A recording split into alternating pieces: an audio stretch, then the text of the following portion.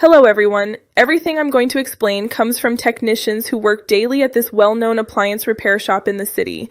So don't worry, we're going to fix this issue. Recently, a young woman came in looking worried and said, "My water heater started showing 5M15.09 and it doesn't heat at all." The first thing we do is check the water flow. In our shop, we know that this code usually indicates the flow sensor detected something abnormal, and for safety, the system shuts down. That's why, even if the water pressure in the house is good, the sensor might still be blocking operation. At the same time, some customers mention, "I turned on the shower and cold water came out suddenly, but everything seemed normal."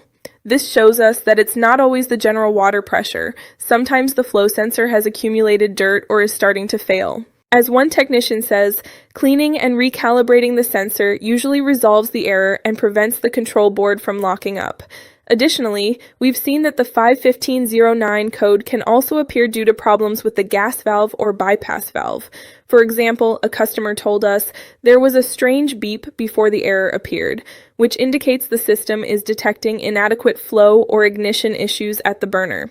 Here, the technicians inspect, adjust, and, if necessary, replace the faulty valve to ensure everything works safely. Likewise, Navien has issued bulletins for certain models that include software updates and improved sensors designed to prevent this error. Before replacing any parts, our shop always checks if your heater is eligible for these upgrades, ensuring that the solution is long-lasting and not just temporary.